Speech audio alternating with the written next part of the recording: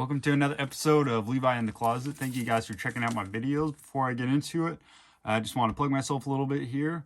So follow my channel and like the video and even subscribe to my channel if you like the content I've been putting out. And follow Levi Acid on Instagram, and you can message me there with any kind of questions or any topics that you want to see in my future videos. And or if you just want to give me an encouraging word, I always appreciate that, and just see what I'm doing and what I'm up to. Follow Levi Acid on Instagram. So getting into the video of the day, I don't have an item of clothing, but this is just an item that I want to speak on today. This is a book I just finished reading, 50 Shades of Grey. A little controversial.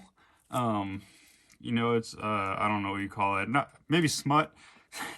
I guess for lack of a better word, it's a little bit of sexual content in there. It's not too bad, actually. I really enjoyed it, and I've just been doing a lot of different reading, and I wanted something different. And I read a lot of Stephen King and John Grisham novels, so I wanted something different to kind of change it up a little bit.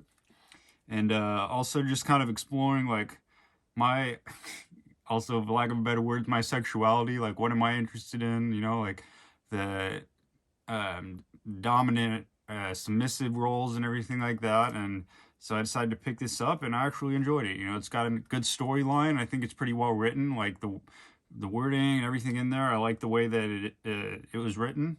And so yeah, if you want something to read, something to do with your time other than just scroll on your phone, I suggest reading. And then also pick up this book. It's a little bit more mature, so I don't suggest this to any younger readers out there. but yeah, check out 50 Shades of Grey. And not sponsored. And I mentioned this in my previous video that it kind of got me interested in more like bondage type stuff and whatnot. So yeah, check out my previous video. It's 3 tips to spice up your sex life. But anyway, tying that into the topic of today's video, I've got 4 takeaways from this book that I feel like really they nailed. And I think that these are good attributes to have. So 3 things, and you got to stick around for the secret extra tip at the end. So first takeaway from this book, I think when you start interacting with a woman or with a significant other, like if you meet them, it can be online too, but this is more geared toward you're meeting somebody in person, right? You meet somebody at the bar, at the grocery store, at school, or wherever you are that you meet people and you interact with people.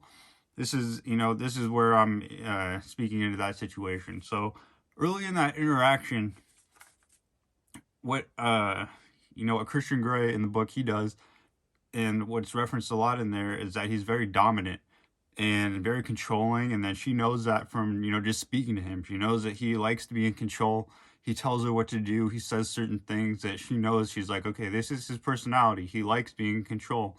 He wants to control, and that's not just not just in the sexual aspect. It's all things, and you want to establish that. And not saying you have to push anything, fake. Be fake. This is just showing off your personality, And I think it's important as a man, this channel, I try to gear it towards becoming the best man you can be. You want to be dominant, in a lot of aspects of life. And it's sometimes okay to take that submissive role, but most of the time you want to be the dominant one and the one that's in control, making the decisions, being the guiding, being the leader. And I think the book does that really well in portraying that he likes to be in control. He wants to, he wants to be that person. And so there's just certain things that he says early on, like when she's first getting to know him, that, kind of portray that, okay, he is dominant. He wants to be in control. And so like when I talk to a girl, I'd say certain things, or like, there's certain things I've come up with that, kind of like a go-to, and depending on the situation, kind of shape it towards the situation. But you just say certain things that it's like, okay, he's the one that's the dominant one. I need to submit to him, tell her what to do. Or you'd be like, well, you want this? Say please. Or like, I'm big on that, because I think, that's, for one, just being well-mannered, and I like to hear that, like say please if you want something from me, or like, In the book, it talks about how she's always biting her lip. And so he'll be like, "You're biting your lip again. Stop biting your lip," or something like that. And then he gives reasons why. He doesn't just say it because of no reason, just because he wants to be in control. He gives a reason. He says, "Oh, well, it makes me want to bite your lip. Seeing you bite your lip makes me want to bite your lip." And so he'll give a reason, but a lot of the time it's just him saying, like, "You're biting your lip again. Stop biting your lip." And that's kind of, cementing the fact that he's the one that's in control. He's the one that's, the dominant one, like you know, telling her something that she's doing, maybe not aware of, and he's pointing it out. Different things like that, I think, are very important if you're going to be the dominant one in a relationship. So I think they really nailed that in this book. So moving on to the next takeaway, kind of tying into the previous one, the dominant and submissive roles. The female character, I can't remember her name,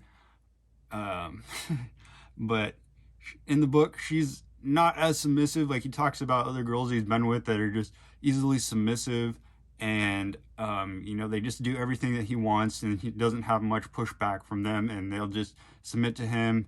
And she's kind of can't think of a word for it, but she's not very compliant when he says certain things, or like she'll give some attitude and won't necessarily do things right away, or like takes a little bit of time and convincing.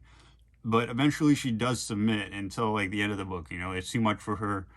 But up to that point, she's dealing with this, like internal crisis of, I want to be submissive to him and please him, but also this goes against, what I normally do. Like, normally I have a little bit of attitude, or I have that pushback. And so if you're going to be the dominant one in a relationship, you need to put your female or significant other into that position where, they want to please you, and they're going to submit to you, even if they do have a little bit of attitude. So I think they nailed that in the book as well, showing that, she's not just there to just do whatever, and she's going to be dominated by him in everything. Like, she has her own mindset, has her own opinion about things, but then eventually she does submit to him because he is the one that's in control. He is the one that's in charge.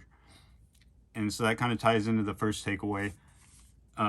But yeah, I think that was put really well in the book. I like that. The third thing,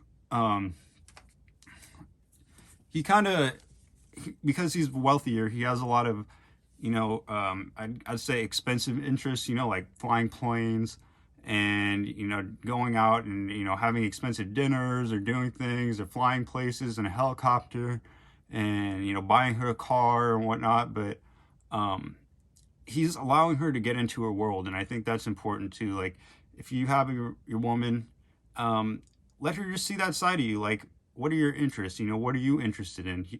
Christian Grey, he was really interested in flying and things like that, like aeronautic related, I guess. And so that's something exciting. That's something that most people probably will never do, or have the chance to experience, other than just flying places on a trip, or even he flew her out in first class. That was the first time she ever did it, and then he allowed her to have that experience because that's something he enjoys.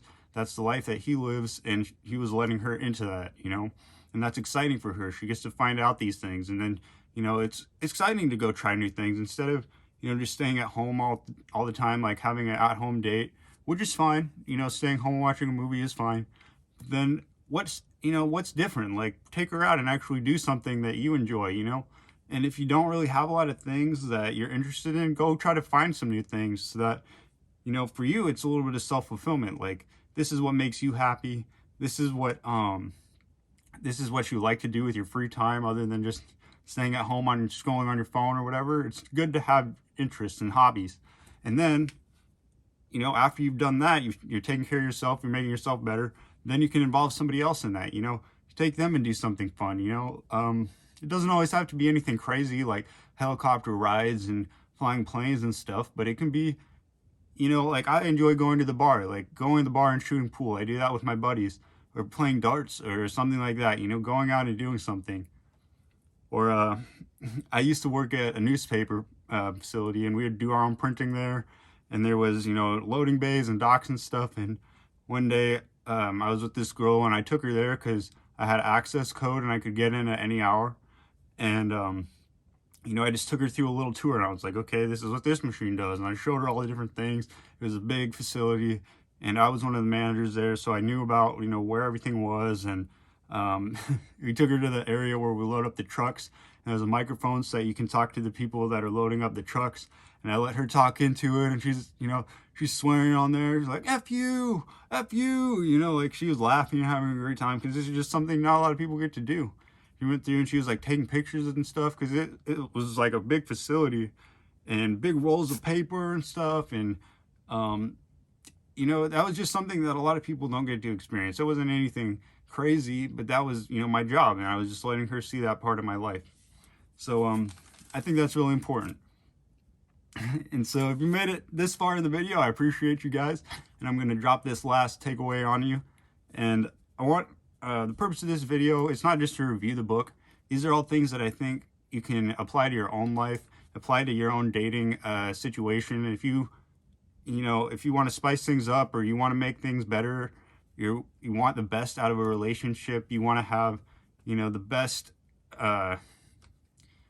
time with the person that you care about. These are things that you can implement that I think will really enhance that experience. And so again, I appreciate if you made it this far in the video. Let's get into the last takeaway. And this one, of course, this is very important. Not one of the most important. That's why I put it at the end. But this is very important. You got to keep it sexual. You got to sexualize things. Not all the time, because, you know, that can just get a little overwhelming. It can get old. But knowing when and where, and using, you know, innuendo, and, you know, just when you're having a conversation and you're talking, and you can make it a little bit sexual, or you, using sexual implications. You know, it doesn't always have to be talking directly about something, but like, you know, they're emailing back and forth in the book, and they're talking about things, and in the topic of the email topic, it's always something, you know, linked to that, or it's talking about, you know, different things. And it seems like there's always that kind of sexual pull. Like, it's not always just about talking about sex and what they're going to do when they have sex, but there's always kind of this erotic, you know, and that's what the book is written for.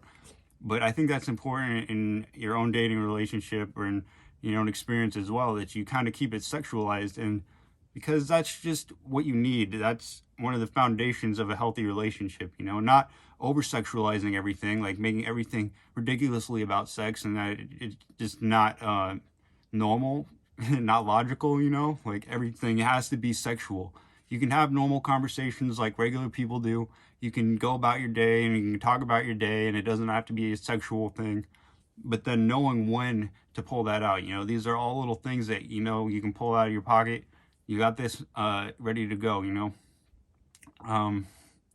Talking about my own experience, I had a girl over recently, and we were playing Phase 10, you know, and I tell her, like, I'm not going to go easy on you, you know, I'm not going to make it easy on you, something like that. And saying it in a way, you know, we're talking about playing a game, a card game, you know, but just the things that you can say or whatever, you'd be like, oh, you know, you're really going to get it this time, I'm going to give it to you, you know, like something like that. Or like, I don't know, just certain things like that, you know, make it a little bit playful, a little bit fun, you know, that's what it's all about, just keeping the relationship fun and exciting. And these are all things that I think in 50 Shades of Grey, they did a really good job of highlighting all those things. Not that this was a perfect relationship to, you know, base yours around or anything, but these are things I think that if you can implicate, then you can really benefit from it. So that's the end of the video. I appreciate you guys so much. Thanks for checking out the video. Cat's going crazy over there. Thank you guys for checking out the video. I appreciate it. Again, like the video, leave a comment, and subscribe to the channel if you enjoy the videos I've been putting down, and check out my next ones. And as always, love yourself before anybody else, and I'll catch you guys in the next video.